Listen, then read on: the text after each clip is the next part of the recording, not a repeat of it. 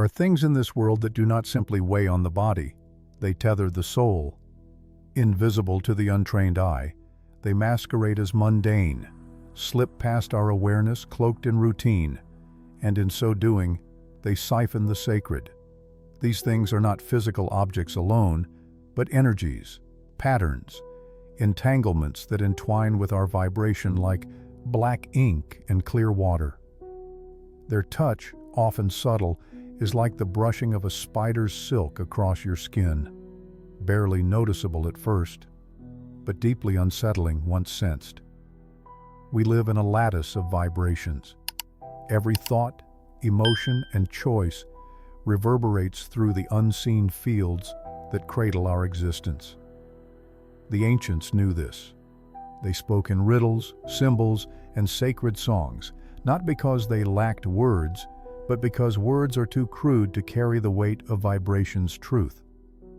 In every culture, every wisdom tradition, there were warnings cloaked in parables, things that should not be eaten, paths that should not be walked, hands that should not be held, not from superstition, but from a precise and luminous science of the soul. And now, as we stand in the swirling edge of a modern world humming with overstimulation, that ancient wisdom echoes more loudly than ever. What does it mean to lower your vibration?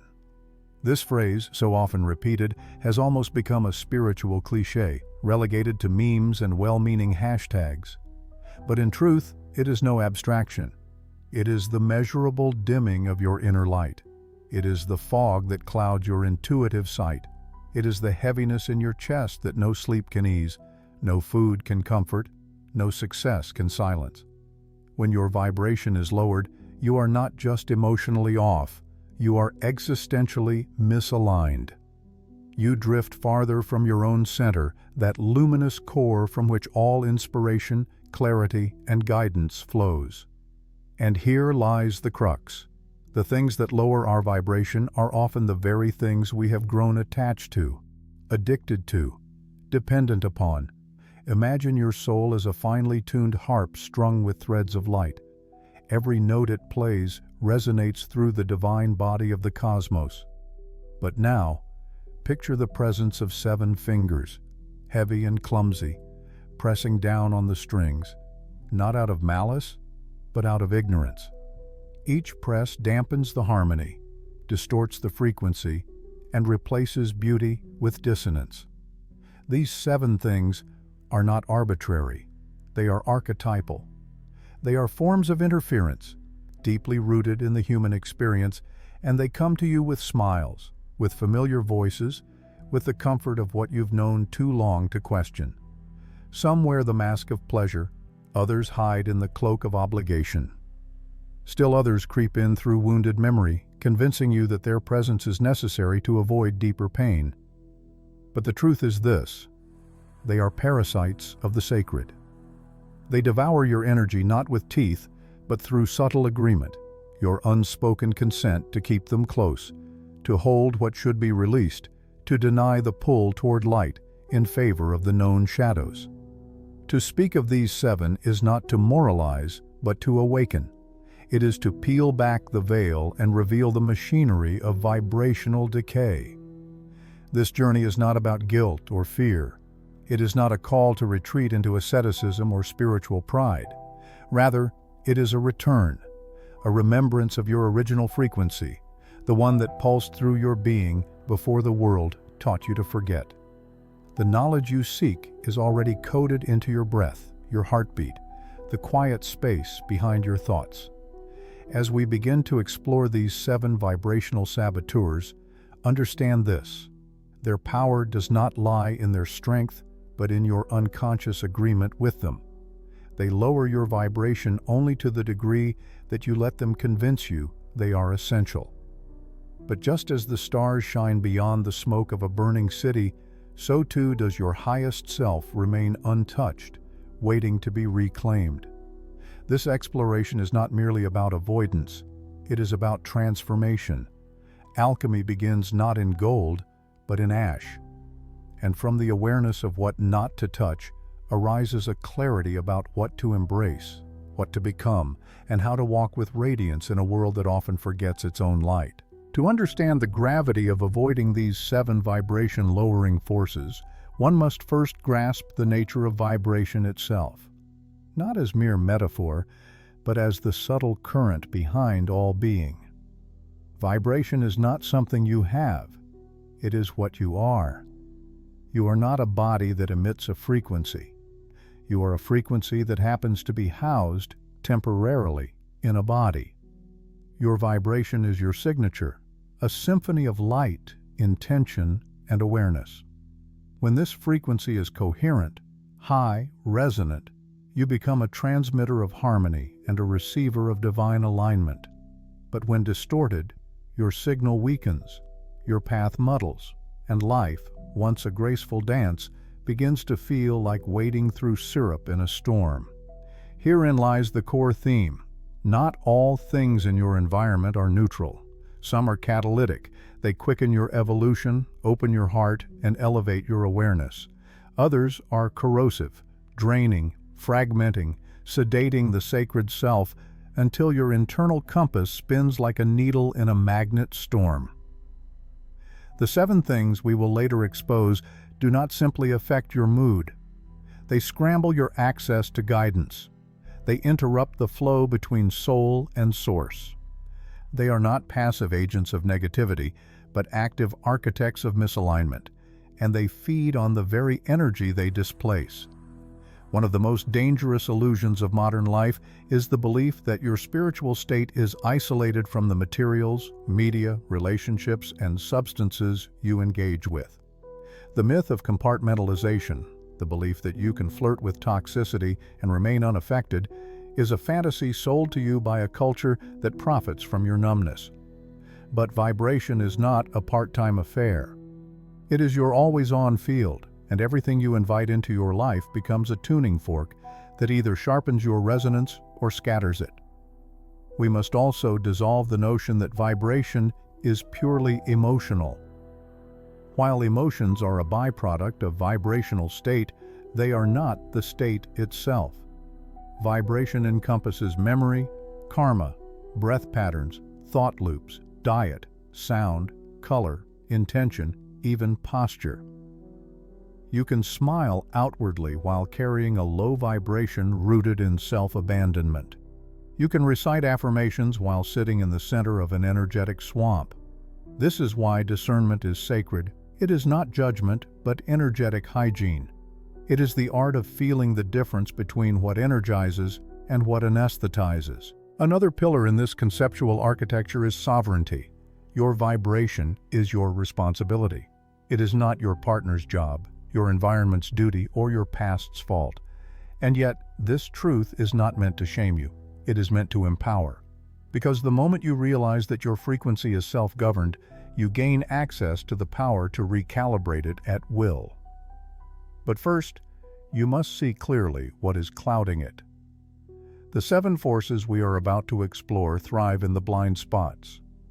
They embed themselves in habits, in justifications, in unspoken agreements passed down through generations like cursed heirlooms. Some of these things will appear benign at first glance. That's part of their cunning. They wear the guise of comfort, pleasure, connection, even productivity. But beneath the surface they operate like vibrational viruses, quietly altering your inner climate, pulling your consciousness downward like gravity made of grief. They don't announce themselves with fire and fury. They slip in through cracks of unconsciousness. And so part of the work ahead is cultivating inner sight, a spiritual echolocation that senses subtle disturbances and tracks their origins to the root. You'll find, too, that these 7 are not separate. They feed each other. Touch one, and it may open the door to the next. They form a cycle, a vibrational ecosystem of entropy. This is why removal is not a one-time act, but a practice of liberation. Every time you say no to one, you reclaim a fragment of your light. Every refusal is an affirmation of your frequency. Every conscious disentanglement is a ritual of realignment with your higher nature. And here's the paradox. While these things lower your vibration, their presence is not your enemy. They are invitations in disguise, initiations. Each one points to a wound within that allowed entry. So the task is not to cast them out in hatred, but to recognize the mirror they hold up, to ask, why did I need this? What part of me believed this was love? Which version of me found safety in this shadow? In this sense, these 7 things are not merely thieves of light. They are teachers of contrast. They show you what you are not, so you may more clearly remember what you are. And in the unveiling of their architecture, you become more than just a seeker of high vibration. You become a steward of sacred energy, a guardian of inner clarity. This is the foundation on which we now build. Not superstition, not paranoia, but awareness sharpened into truth. A truth that dares you to feel everything, question everything, and choose the frequency of your becoming over the comfort of the familiar. Let us now enter the cave of symbols, where stories become soul maps and metaphors reveal more than doctrine ever could. In this realm, understanding flows not through explanation, but through resonance. And here, the 7 things that lower our vibration are not merely named, they are embodied in mythic form, clothed in allegory, and offered like riddles to the inner eye. Imagine a garden, vast and ancient, tucked beyond time. This is no ordinary Eden. It is the inner field of your original self, where consciousness first bloomed before the world laid its claims upon you. The air here is golden, not with color, but with frequency. Everything hums with sacred clarity. But in the center of this garden grows a tree, and beneath its branches lies a mirror, not of glass, but of memory. This mirror doesn't reflect your face. It reflects the weight of what you've touched that wasn't meant for you. You approach it, and the mirror begins to shimmer, casting images not in the form of objects, but of choices. The first is shaped like a fruit, ripe, glistening with sugar, but rotten at the core. It represents the seduction of artificial pleasure. Quick dopamine. Sensory indulgences that promise elevation but deliver only spiritual hangover. The fruit tastes sweet, but the sweetness is hollow, and once bitten, it leaves a hunger deeper than before. This is the first archetype, counterfeit nourishment. What we consume through eyes, mouths, ears, or minds either ignites our essence or dims it. The fruit asks, "What have you consumed today that fed your soul or starved it?" Then the image shifts. You see a golden chain, brilliant in the light but coiled tightly around an invisible neck. It is obligation disguised as love. This chain is forged of relationships that once felt sacred but now suffocate. You stayed perhaps not from love, but from fear. You allowed your vibration to bend under the weight of someone else's storm. This is the archetype of sacred compromise turned toxic loyalty. It whispers, when did you trade truth for peace? When did your yes become a slow death? Now the mirror shows a pair of spectacles, thick-lensed, smudged, and heavy. These are the beliefs you were handed, not born with. Systems of thought etched into your mind by teachers, parents, media, and traditions that never asked for your discernment, only your obedience. With these spectacles, the world looks fixed, limited, binary. This is the third archetype, inherited illusion.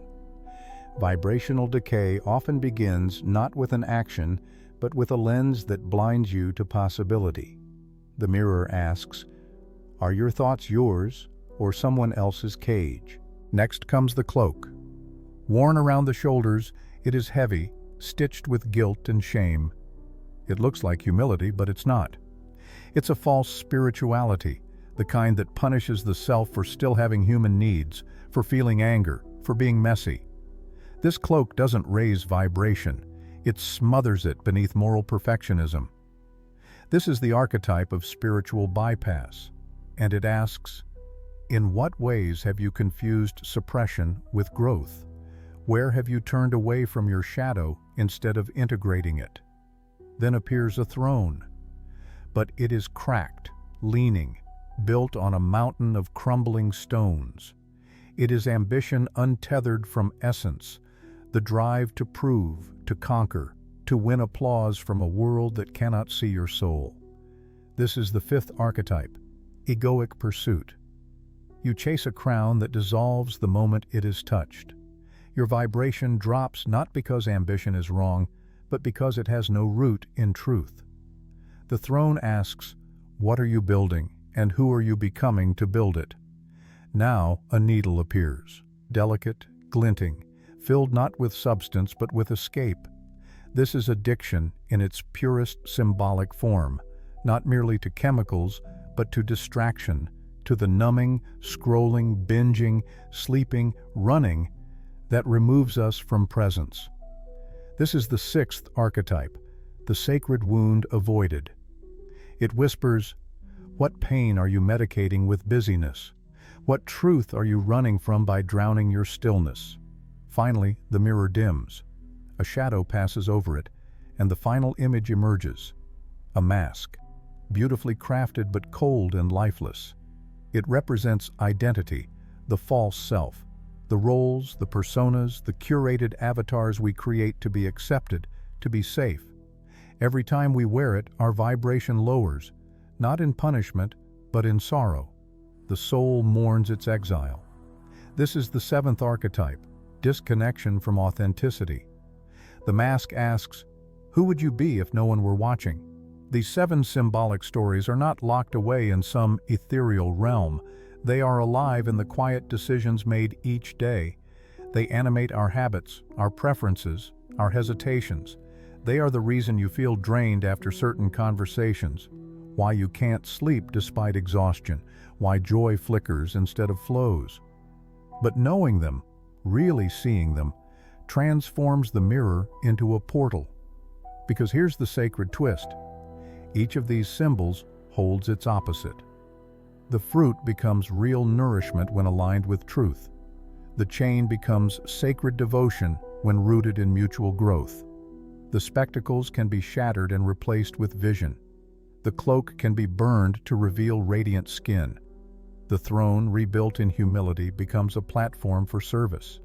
The needle, if turned inward with compassion, becomes a tool for healing.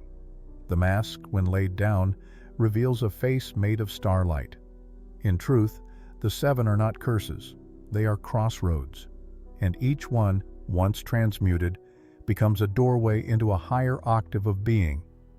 But the first step is seeing them, not as enemies, but as echoes of forgotten lessons now ready to be learned again. The sacred is not meant to remain in the sky. It longs to root itself in your feet, your fingers, your voice, your everyday movement through the world. A vibration held only in meditation is like a fire kept in a glass box, beautiful but useless. Real transformation must walk, must cook meals, must speak to loved ones, must cry when needed, and laugh when unexpected. The real power of identifying these seven energetic thieves is not merely in naming them or weaving them into myth. It is in learning how to respond to them when they show up in your living room, at your desk, on your screen, in your habits. Begin here, by noticing the shift. Vibration is subtle, but it always leaves fingerprints. There is a moment, however faint, when something feels off. The smile fades just a little. The breath shortens, the body contracts. You feel heavier. Time loses its fluidity. It may be after a conversation, during a scroll through social media, in the midst of an argument, or even while doing something you were taught was good for you. These micro moments are golden. They are where sovereignty begins. For in that instant, you are given a choice: numb or notice. Most people choose the former, not out of malice, but out of habit. But if you choose to notice, if you choose to pause and feel, even for 5 seconds, you are stepping into energetic mastery. And it's here that integration truly begins. This is not about building a fortress or isolating yourself from the world's shadows. Rather, it's about learning to tune your field so acutely that distortion becomes unmistakable. You become like a well-tuned instrument, instinctively rejecting what throws you off key. When you walk into a room where gossip is buzzing like flies, your energy stiffens. When you try to force yourself into an old role that no longer fits, your chest tightens. These responses are not inconveniences, they are sacred alerts. Don't silence them. Listen. Let's return to the symbols we explored. Each one can be transmuted through a daily practice of energetic hygiene.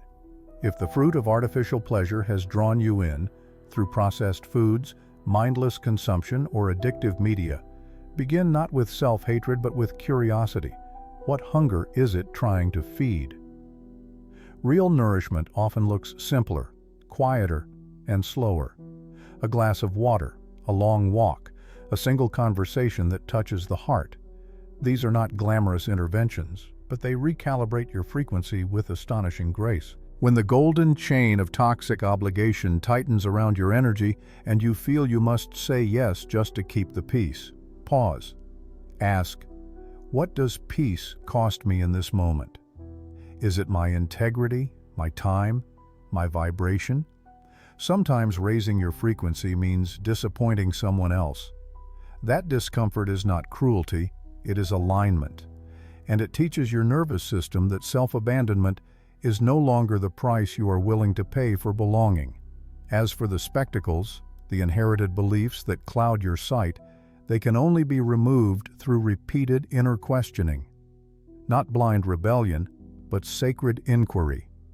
Notice where your thoughts come from. Track their lineage. Does that inner voice belong to your soul? Or your old school teacher?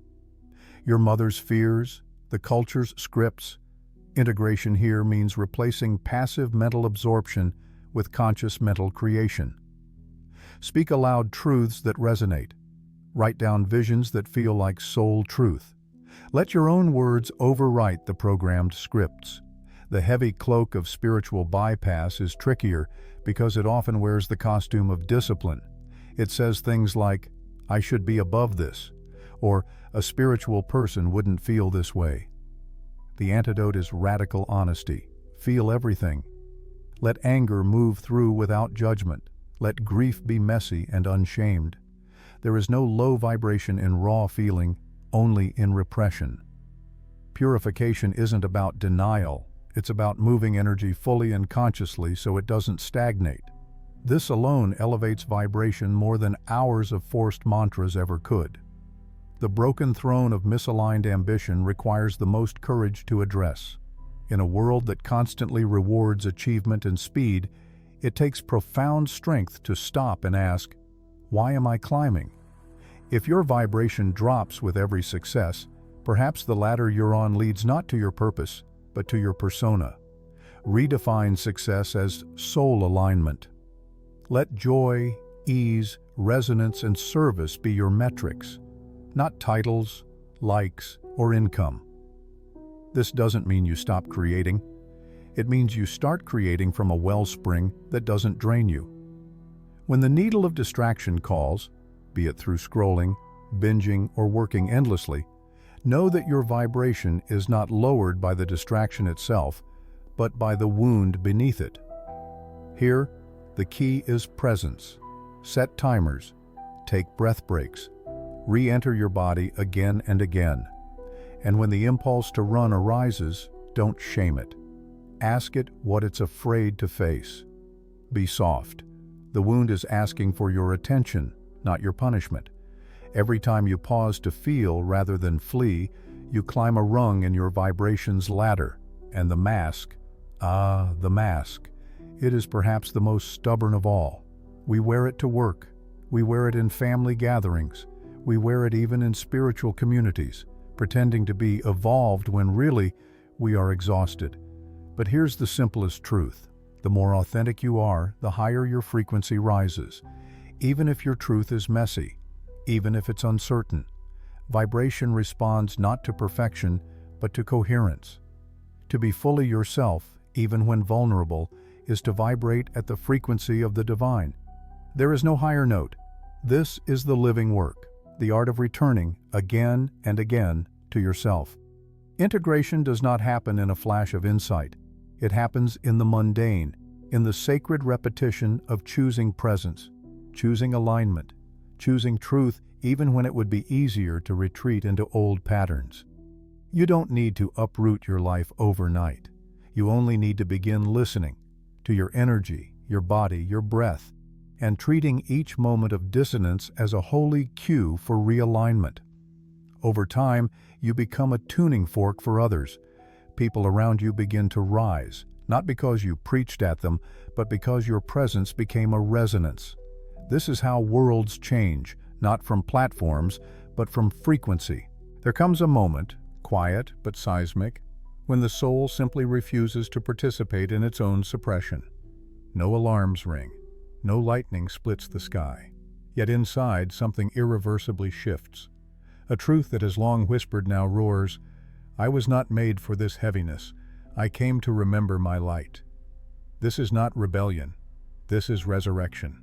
The 7 things we have journeyed through, the fruit of false pleasure, the chain of obligation, the spectacles of illusion, the cloak of denial, the crumbling throne of misaligned drive, the needle of escape, and the mask of false self, are not merely external pitfalls. They are internal signals, invitations.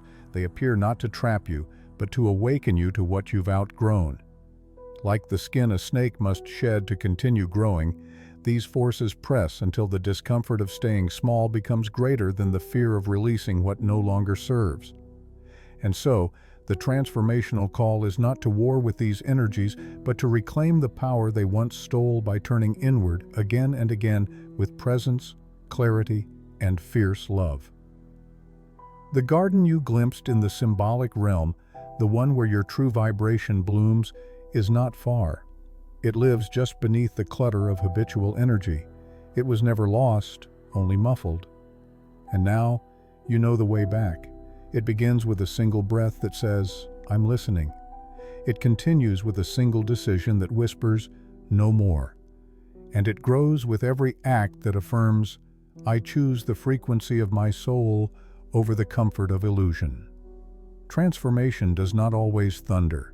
Sometimes it is a silent severing, a subtle shift where you no longer offer your time to conversations that feel dead inside, where your body becomes a sacred boundary, not a vessel to be overridden, where your mornings begin with stillness instead of stimulation, where your creativity flows not from pressure, but from presence. You will feel lighter, not immediately, but gradually, unmistakably. You will laugh more freely, cry more honestly, speak more clearly. Your vibration, once dimmed by the weight of unconscious entanglement, will begin to rise, not because you earned it, but because you stopped denying it. That is the quiet miracle. The light you seek is not waiting to descend. It's already pulsing inside, waiting for space to emerge. As you integrate this path, remember, high vibration is not constant ecstasy. It is alignment, clarity, coherence, the ability to remain rooted in your truth regardless of the chaos swirling around you. It is the freedom to rest when needed, to say no when necessary, to speak when silence would betray the soul. It is the courage to disappoint others so you do not disappoint the divine blueprint etched in your bones. This journey is not easy, but it is essential. The world does not need more polished masks. It needs more living frequencies, beings who walk as their truth, who radiate coherence, who become safe havens in a culture of dissonance. You do not need to become someone new. You need to unbecome what was never yours. Every layer peeled away is not a loss, but a liberation. Every refusal to touch what lowers your vibration is not denial, it is devotion. And if you stumble, as we all do, remember this: vibration is not a destination, it is a dance. Some days you will soar, others you will sink. What matters is not perfection, but presence. Return to your frequency again, and again, and again. You are the tuning fork, you are the harp, you are the song. And the divine is not separate, watching from afar. It is the very sound rising through you, longing to be played in full. Let the old fall away. Let the silence swell. Touch only what amplifies your truth.